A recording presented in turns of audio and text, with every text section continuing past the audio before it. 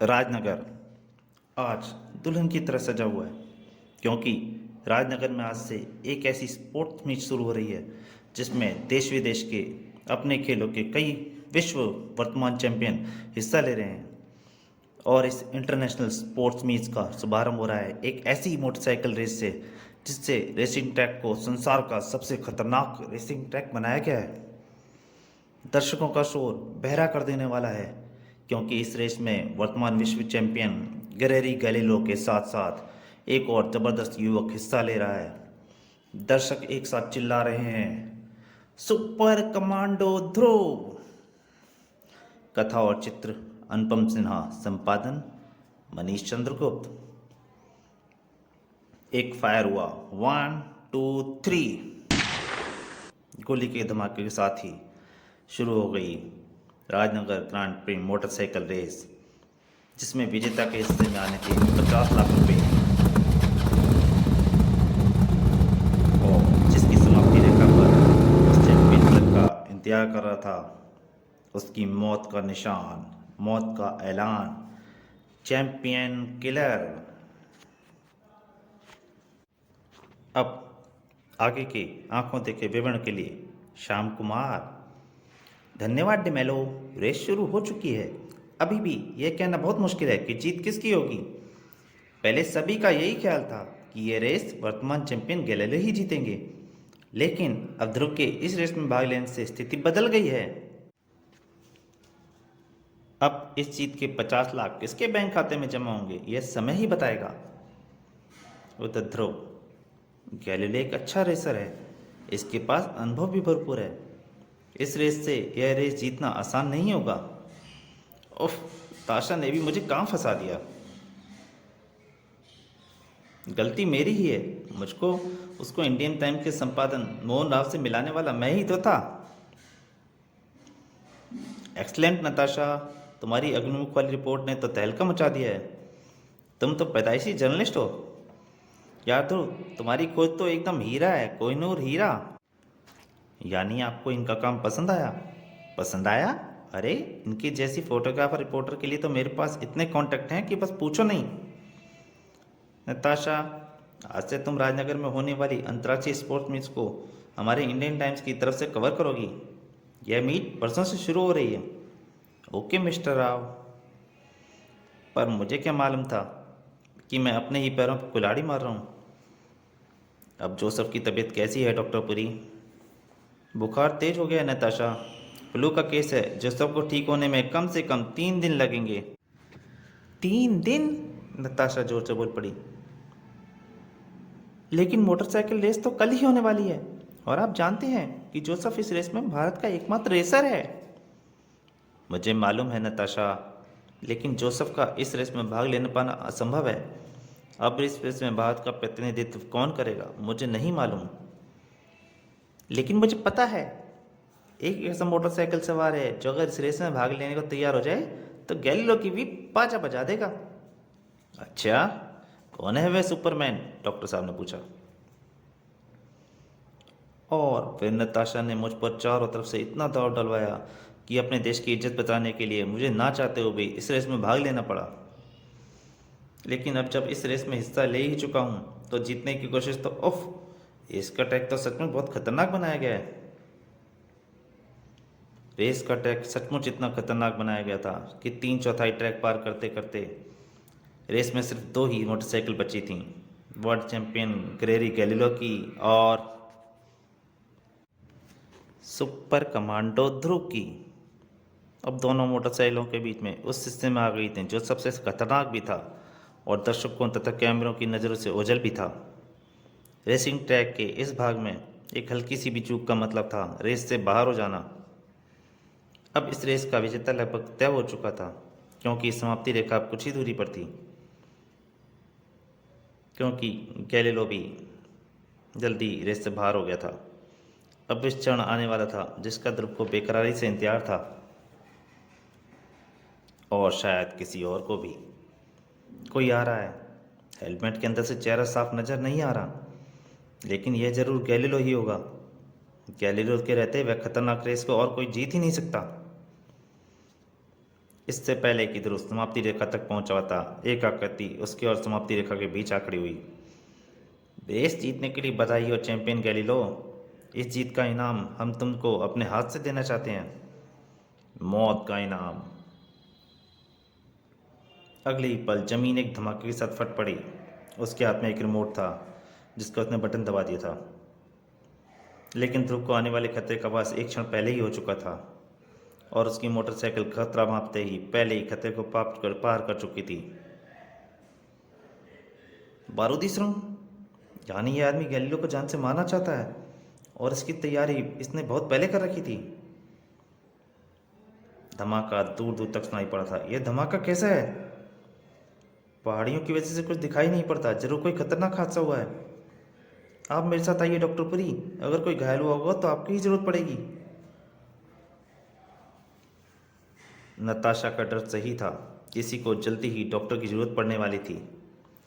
आश्चर्य है, तो धमाके से बच कैसे गया गैलीलो? यह मुझे गैलीलो समझ रहा है, लेकिन यह गैलीलो को जान से मारना क्यों? ध्रुव भी सोच ही रहा था, तभी चैंपियन किलर की लात उसके मुंह पर पड़ी। तू जानता नहीं कि तू चैंपियन बनने लायक नहीं है। तू धोखे से चैंपियन बना है। पर घबरा मत, मैं तुझे जान से नहीं मारूंगा। मैं तुझे एक ऐसी अपाहिज बना दूंगा जिसकी बाकी जिंदगी अब बिस्तर पर ही कटेगी तेरी। ये क्या बक रहा है? मेरी समझ में तो कुछ नहीं आ रहा है। इतनी जोरदार लात पड़ी है कि तारे ही तारे नजर आ रहे हैं। अब तक तो सिर्फ इतना ही समझ में आ रहा है कि इसकी मोटरसाइकिल बहुत तेज चलती है। ध्रुव ने कुछ कहना चाहा। रुको, मेरी बात सुनो, मैं गैलीलो नहीं। हा, अब तुम अपने नाम को भी धोखा देना चाहते हो। लगता है अपाहिज होने से बात सुनकर तुम घबरा गए हो। लेकिन चिंता मत करो गैलीलो, तुम अस्पताल में अकेले नहीं रहोगे। मैं तुम्हारा साथ देने के लिए जेरी, ट्रेजल, साधनों को भी जल्दी ही वहाँ भेज दूंगा। बस एक सेकंड और ऐसे ही शांत खड़े रहो, फिर तुमको तुम्हारी मुसीबत की घड़ियाँ खत्म हो जाएंगी। यह तो बहुत तेज गति से मेरी तरफ आ रहा है और आसपास बचने की कोई जगह भी नहीं है, इसलिए अब धरती मैया की शरण लेनी पड़ेगी। ध्रुव के पास सिर्फ एक सेकंड का सोचने का हिस्सा था, लेकिन ध्रुव के लिए इतना समय काफ़ी था जब तक कैंपिंग कर मोटरसाइकिल के उसके पास तक पहुंच पाता। ध्रुव का शरीर बारूदी सुरंग से बने धमाके के गड्ढे में पहुंच चुका था। मोटरसाइकिल उसके शरीर से सिर्फ 1 इंच ऊपर से उड़ती हुई निकल गई। अब जब तक यह रुककर वापस मुड़ेगा तब तक मैं अपनी पोजीशन, ध्रुव सोच ही पाया था। अरे, चैंपियन कलर की मोटरसाइकिल इतनी दूरी से वापस घूमकर फिर से ध्रुव की तरफ बढ़ रही थी बड़ी स्पीड से। यह आदमी तो जबरदस्त फुर्तीला लगता है। इससे ज़्यादा देर तक लड़ाई कर पाना संभव नहीं लगता, इसलिए अब यह लड़ाई जल्दी से जल्दी ख़त्म करनी पड़ेगी। इस बार इसकी मोटरसाइकिल की तेज गति ही इसकी हार का कहाँ बनेगी। उधर चैंपियन कलर की समझ में नहीं आ रहा था ध्रुव क्या करना चाहता है, और जब तक मोटरसाइकिल पास आती तब तक ध्रुव अपनी तैयारी कर चुका था। चैंपियन कलर को 1 सेकंड बाद ही अपने सौंप का जवाब मिल गया। खतरा मापने के बाद भी तेज गति के कारण चैंपियन किलर को झुकने तक का मौका नहीं मिला। मोटरसाइकिल चैंपियन किलर के नीचे से सरसराती हुई निकल गई और चैंपियन किलर का शरीर ध्रुव से जा टकराया था। अब ध्रुव और चैंपियन किलर दोनों ही बगैर किसी सवारी के थे। अब मुकाबला बराबरी का था, या शायद नहीं था, क्योंकि चैंपियन किलर की पूरी तैयारी के साथ आया था और ध्रुव के ऐसे किसी खतरे की आशंका नहीं थी। चैंपियन की एक लात ध्रुव के मुंह पर पड़ी। ओह, स्पाइक शूज! एक जबरदस्त वार से ध्रुव का हेलमेट हवा में उड़ गया और ध्रुव का चेहरा सामने आ गया। परंतु अपने सामने गैलीलो की बजाय ध्रुव को देखकर चैंपियन किलर पल भर के लिए रुक गया और ध्रुव ने इस मौके का फायदा उठाया। ध्रुव की एक लात चैंपियन किलर के चेहरे पर पड़ी। यह तो गैलीलो नहीं, ओफ! लेकिन चैंपियन किलर आम आदमी नहीं था और उसने संभलने के से ज़्यादा वक्त नहीं लिया। यह चाहे गैलीलो ना हो, लेकिन अब इसको जिंदा वापस जाने देना खतरनाक होगा, क्योंकि मैं मूर्खता से इसको अपना सारा प्लान बता चुका हूँ।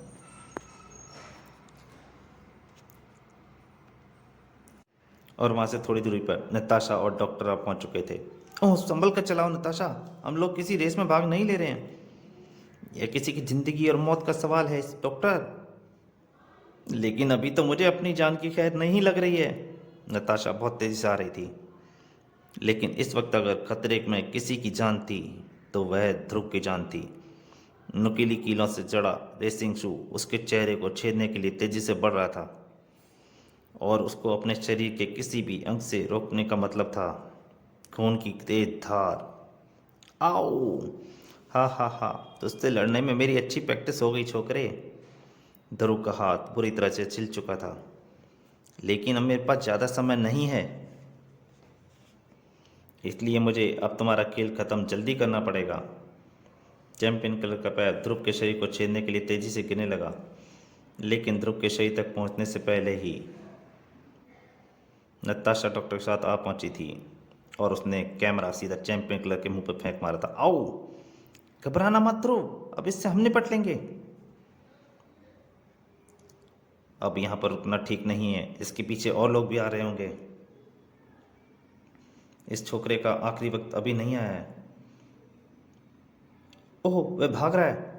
भागकर जाएगा कहाँ? हमने पुलिस को इन्फॉर्म कर दिया है। पुलिस के यहाँ तक पहुँचते पहुँचते यह गायब हो चुका होगा। मुझे इसको पीछे जाना ही होगा। लेकिन ध्रुव, तुम्हारे हाथ से खून काफ़ी बहे। लेकिन नताशा की बात मोटरसाइकिल की गड़गड़ाहट में डूब गई थी। ध्रुव की मोटरसाइकिल चैंपियन कलर का रास्ता रोकने के लिए आगे बढ़ चुकी थी। इस शॉर्टकट से मैं चैंपियन कलर की मोटरसाइकिल के आगे पहुंच जाऊंगा। और हुआ भी वही।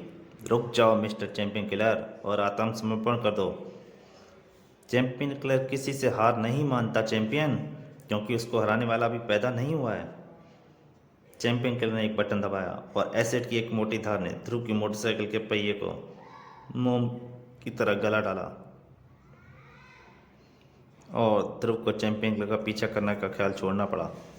आज तुम्हें तो छोड़ देता हूँ चैंपियन, लेकिन याद रखना, अगर तेरी जुबान खुली तो उसको हमेशा के बंद करने के लिए मैं ज़रूर वापस आऊँगा। यह कौन था ध्रुव? पता नहीं, मुझे सिर्फ इतना मालूम है, इसने मुझ पर गैलीलो के धोखे में हमला किया था। पर गैलीलो से इसकी क्या दुश्मनी हो सकती है, यह तो पता करना पड़ेगा। मुझे दूसरी बात यह परेशान कर रही है कि इसने गैलीलो के साथ साथ 3 और विश्व चैंपियनों का नाम लिया था और वे तीनों इस अंतर्राष्ट्रीय स्पोर्ट्स मीट में हिस्सा ले रहे हैं। यह चैंपियन क्लब उन पर भी जरूर हमला करने की कोशिश करेगा। इसको अगर अभी ना रोका गया तो अनर्थ हो जाएगा। हमको गैलीलो से बात करनी पड़ेगी। लेकिन गैलीलो ध्रुव की कोई मदद ना कर सका। मैं खुद आश्चर्यचकित हूँ, मेरे साथ जानते हुए भी ऐसा कोई दुश्मन नहीं है। अगर आपको नहीं पता तो शायद जेरी, डेलर या सारा दोनों को पता होगा। उनका इस घटना से क्या संबंध है? कुछ नहीं, नताशा ने सोचा शायद आपके साथ कुछ खिलाड़ी जानते हों। और फिर तुमने मुझे ये बताने से क्यों रोका ध्रुव कि इस चैंपियन क्लर ने जेरी, डेजलर और सारा दोनों को भी ख़त्म करने की धमकी दी है? वे सब खिलाड़ी हैं नताशा, ऐसी बातों का उनके प्रदर्शन पर बुरा असर पड़ेगा और फिर इस वक्त उनकी सुरक्षा की जिम्मेदारी हम पर है। तो फिर हम चैंपियन किलर को पकड़ेंगे कैसे? कल नाना राव स्विमिंग पूल में तैराकी प्रतियोगिताएं शुरू हो रही हैं। जेरी भी उसमें भाग लेने जाने वाला है। मुझे पूरा यकीन है कि चैंपियन किलर कल उस पर हमला कर जरूर करेगा, तब हम उसको पकड़ेंगे। और नाना राव पुल स्विमिंग पूल में मैं खुद मौजूद रहूंगा। 100 मीटर बटरफ्लाई इस स्विमिंग कंपटीशन में भाग ले रहे हैं वर्तमान world champion Jeremy Jerry. Lane number 1 में है हंगरी के उधर। रिलैक्स ध्रुव, पुलिस वाले सिक्योरिटी उसे बता रहे थे। तुम्हारा चैंपियन किलर यहाँ तक कभी नहीं पहुँच सकता। इस स्टेडियम के अंदर और बाहर स्पेशल पुलिस के 500 जवान अत्याधुनिक हथियार लिए तैनात हैं। स्विमिंग पूल और दर्शकों के बीच में बुलेट प्रूफ शीशे की मोटी और ऊंची दीवार है और इस सुरक्षित भाग के अंदर सिर्फ तैराकों, 2 डॉक्टरों, हमारे तुम्हारे जैसे चंद सुरक्षाकर्मियों के अलावा और किसी को आने की इजाज़त नहीं है। इतना इंतजाम देखकर तो शायद यमराज भी अपना इरादा बदल देगा। इसलिए तुम चिंता छोड़ो और आराम से यह रेस देखो। रेस शुरू हुई और होनी को जो मंजूर था वही होना था। हर सुरक्षा व्यवस्था में होनी कुछ ना कुछ दरार ढूंढ ही लेती है, जिससे अनहोनी अंदर आ जाती है। और यही इस रेस में हुआ था। चैंपियन क्लेयर सीधा स्विमिंग पूल के नीचे से निकला। यही है वह चैंपियन क्लेयर। ओह, हमने इस पाइप होल की तरफ तो ध्यान दिया ही नहीं था, जिससे स्विमिंग पूल में पानी भरा हुआ खाली किया जाता है। बिजली की तेज गति से चैंपियन क्लेयर चेरी की तरफ बढ़ा। अगले ही पल जेरी ने अपनी गर्दन को एक मजबूत शिकंजे में पाया। पहले से ही सांस रोके जेरी का धन तुरंत घुटने लगा। उसकी आंखों के डल्ले बाहर उबलने लगे। और ध्रुव रुका नहीं था। उसने तुरंत पानी में छलांग लगा दी। मैं जानता था ऐसा ही हमला कर रहेगा, लेकिन इस बार चैंपियन क्लेयर मेरे हाथों से बचकर भाग नहीं पाएगा। ध्रुव तेजी से तैरता हुआ तुरंत जेरी के पास पहुंच गया। उसका पहला वार चैंपियन क्लेयर के सिर पर पड़ा और दूसरा उसके हाथ पर, परंतु चैंपियन क्लेयर पर ध्रुव के वारों का कोई असर नहीं हुआ। इस पर तो मेरे वार का कोई असर नहीं हो रहा और जेरी की गर्दन इसकी पकड़ और कसती जा रही है। अब मेरा पहला काम इसके हाथ से जेरी की गर्दन को हटवाना है। ध्रुव ने चैंपियन क्लेयर की कोहनी के नीचे एक नस को दबाया और चैंपियन को ऐसा झटका लगा जैसे बिजली का करंट लगा हो। चैंपियन क्लेयर का हाथ जेरी की गर्दन से अलग गिर गया, लेकिन अब तक इस अप्रत्याशित घटना से चकित दूसरे तैराक संभल चुके थे। ओ, अब ये सारे तैराक एक साथ मेरी तरफ बढ़ रहे हैं। पर चिंता की कोई बात नहीं है, ऐसी परिस्थिति के लिए मैं पहले से तैयार होकर आया हूँ। अगर ये सब जेरी के साथ ही मरना चाहते हैं तो ऐसा ही सही। शीशे का एक कैप्सूल फूटा और उसमें से एक लाल द्रव निकल तेजी से पानी में फैलने और घुलने लगा। ध्रुव को यह समझने के लिए दिमाग नहीं लगाना पड़ा यह लाल द्रव क्या है, क्योंकि उसका असर तुरंत सामने आ गया था। एक हल्की सी चीख के साथ जेरी का पूरा बदन अकड़ गया था। इसकी नब्ज चल रही है, पर यह शरीर का कोई अंग नहीं हिला पा रहा है। मतलब साफ है, ये द्रव कोई ऐसा केमिकल है जिसके शरीर के जाने से शरीर को लकवा मार जाता है। इस केमिकल से बाकी तैराकों को भी बचाना होगा और इसका एक ही तरीका है, इस पानी को स्विमिंग पूल से बाहर निकाल दिया जाए। अब तक कुछ और तैराकों का हाल जेरी जैसा हो चुका था। ध्रुव ने तुरंत नीचे स्विमिंग पूल का ढक्कन खोल दिया और पानी तेजी से द्रव के साथ केमिकल मिला पानी अंदर की तरफ जाने लगा। ध्रुव तेजी से स्विमिंग पूल के दूसरी छोर की तरफ तैरने लगा। अब तक सांस रोकने के बाद भी उसको अपने शरीर में हल्की सी अकड़न महसूस हो रही थी। स्विमिंग पूल के बाहर खड़े सुरक्षाकर्मी अस्थायी से खड़े देख रहे थे। वे ना तो तैराकों के घायल होने के डर से गोलियां चला सकते थे और ना ही केमिकल मिले पानी में उतरकर तैराकों को बाहर निकाल सकते थे। यह भी साफ था, चैंपियन क्लेयर को भागने से नहीं रोक सकते थे। ओह, यह सीवर पाइप के रास्ते से वापस भाग रहा है और मैं इसका पीछा भी नहीं कर सकता, क्योंकि ऐसा करने से मैं भी इस खतरनाक केमिकल की चपेट में आ जाऊंगा। स्विमिंग पूल का पानी निकलने ज़्यादा देर नहीं लगी, लेकिन अब वहाँ पर दर्शकों का उत्साहित करने वाला शोर होना चाहिए था। वहाँ पर हल्की सी तैराकों की करार गुजरी थी और सारी सतर्कता के बावजूद चैंपियन क्लेयर ने ध्रुव को एक बार फिर गहरी मात दे दी थी। और फिर बाद में जेरी की तबीयत अब कैसी है डॉक्टर? अब वह खतरे से बाहर है ध्रुव, लेकिन उसको पूरी बार अंक को लकवा मार गया है, बाएं अंक को। अब वह कभी तैर नहीं पाएगा। और बाकी तैराक वे सब बिल्कुल ठीक हैं। उन तक पहुंचते पहुंचते केमिकल इतना पतला हो चुका था कि उन पर इसका असर खत्म हो गया था। कमांडो हेडक्वार्टर की तरफ लौटते समय परेशान ध्रुव के दिमाग में कई सवाल घूम रहे थे, पर उसको किसी भी सवाल का जवाब नहीं मिल रहा था। उसने टेबल पर जोर से घूंसा मारा। Damn it! चैंपियन क्लेयर मेरे सामने दो वारदातें कर गया और उसमें कुछ नहीं बिगाड़ पाया। अब तक मुझे ये भी नहीं पता चल पाया कि आखिर है कौन और ये सब दुस्साहस वारदातें क्यों कर रहा है। पीटर और करीम ध्रुव को देखकर परेशान थे, पर तभी दरवाजे पर, इसका जवाब तुमको मैं दे सकती हूँ ध्रुव। नताशा, तुम क्या जानती हो? मैंने अपना आर्टिकल लिखने के इस केस पर थोड़ी छानबीन करी है। तुमको याद होगा कि जब चैंपियन क्लेयर ने मुझ पर गैलीलियो के धोखे में हमला किया था तुम पर, तो उसने 3 नाम खिलाड़ियों के और लिए थे, जेरी, सारादोना और ड्रिजलर। हाँ, मुझे याद है। मैंने इन चारों खिलाड़ियों के बारे में कुछ पुरानी जानकारी इकट्ठी की है उसने दीवार पर चांद टाकते हुए कहा। और उससे कुछ चौंकाने वाले तथ्य आप सामने आए हैं। जर्मनी के बान शहर के पास एक बहुत बड़ा स्पोर्ट्स ट्रेनिंग इंस्टीट्यूट है जो विश्व स्तर के खिलाड़ियों को पैदा करने के लिए मशहूर है। वे सभी खिलाड़ी इसी इंस्टीट्यूट की ट्रेनिंग पाए हुए हैं। यह चारों आपस में गहरे दोस्त हैं और आज से 2 साल पहले चारों मामूली स्तर के खिलाड़ी थे। इनके अपने अपने क्षेत्र में विश्व चैंपियन बनने की सभी को बहुत हैरानी है। यानी इनकी तरक्की सामान्य नहीं है, पर इससे भी हमको यह पता नहीं चलता चैंपियन किलर कौन है। ध्रुव बोला। आगे तो सुनो। इन चारों का आज से कुछ महीने पहले तक एक भी मैनेजर था, एक ही। इनकी बेशुमार कमाई में से उसका भी हिस्सा मिलता था। कुछ महीने पहले इनका उससे झगड़ा हो गया। इन लोगों ने उसको पैसे देना बंद कर दिया और उसके बाद वह मैनेजर जिसका नाम कारा था लापता हो गया। आज तक उसका कहीं कोई पता नहीं है। तुम्हारा मतलब है कारा ही चैंपियन किलर है? ठीक समझे। इसलिए चैंपियन किलर ने इनके साथ साथ किए गए धोखे की सजा देना चाहता है। कल सारदोना पर प्रदर्शनी फुटबॉल में खेलने वाला है। चैंपियन किलर कल इस पर हमला जरूर करेगा। तुम ठीक कह रही हो नताशा। धोखे वाली बात तो चैंपियन किलर ने मुझसे भी की थी। मेरे ख्याल से हमको अब सारदोना से साफ साफ बात करनी पड़ेगी। तो दोस्तों, चैंपियन किलर का पहला भाग यहीं तक। इसके दूसरे अंतिम भाग में जल्दी आपके सामने हाजिर होऊंगा। पर दोस्तों, मेरी आपसे एक ही प्रार्थना है, अगर आपको कॉमिक अच्छी लगे तो प्लीज़ लाइक कीजिए और ज़्यादा से ज़्यादा शेयर कीजिए। धन्यवाद।